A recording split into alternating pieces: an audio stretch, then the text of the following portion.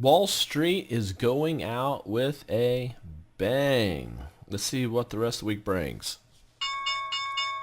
My name's Des Woodruff, and this is the weekend edition. Good through December 29th, 2013. And wow, big year ends with Wall Street. Hopeful for 2014, but we'll see if that actually holds true. So far, the Dow is up 26% for the year. Nasdaq's up 38%. So on Friday, we did end in bearish territory. The bank's still dropping, VIX increasing. Precious metals up a bit. Taking a look here, this is the one chart I want you to feast your eyes on and pay special attention to. This is the S&P 500. You'll see I have two trend lines drawn here. Major swing highs, major swing lows. If I extend this out, you'll see that these two lines converge onto each other. This uptrend is actually a converging uptrend, which is actually a rising wedge. And a rising wedge is more bearish than it is bullish.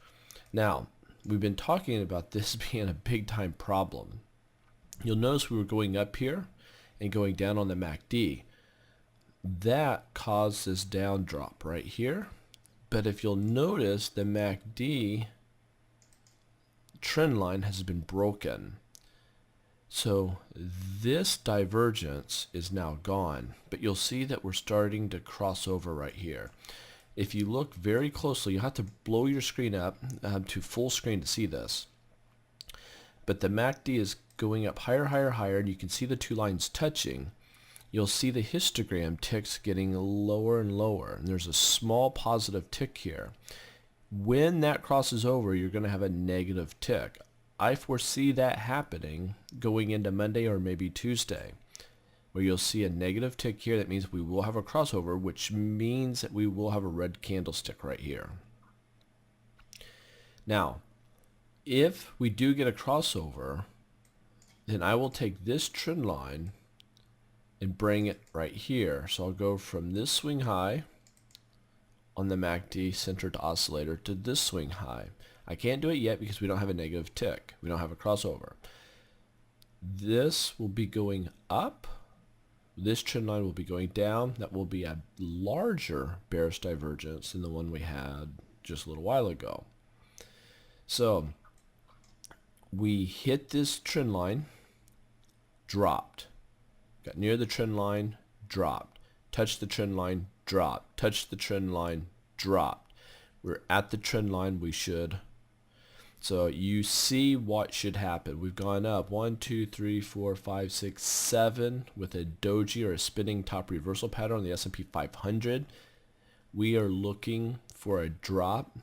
So next week could be a bloody little drop. Now let's go to the weekly chart. This was huge. So check this out. We have a trend line. Right, bring this down. Resistance dropped. Resistance dropped. We closed over resistance. That is a huge move for the markets on a weekly chart. We had a much better chance of dropping here, but we closed over a massive trend line, hitting all-time highs. This market is incredibly powerful. So far as the weekly chart is concerned, that is very bullish. As far as the daily chart is concerned, this is bearish because we have a better chance of dropping. However, we could do a small drop, get a long shadow, people buying into that, and then rallying higher.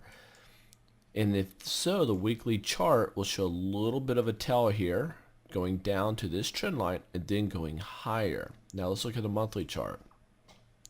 Monthly chart, and we still have until next Tuesday to finish out the month and to finish out the year. Look at this trend line. I'm going to go to a line chart. Support, this blue line goes higher. Resistance, we are above a major trend line right there. That is very powerful. The question is, can we stay above this 1840 range? We need to stay above that going into Tuesday. If we do not, the monthly chart will be at a resistance point with nothing but downside potential here. And the market's been going up so much that it's due time for that to happen. So that's what we're looking at going into next week. It is crucial next week on what the daily does. I think we'll have some little flashes to the downside and we'll rally back up because of the weekly chart.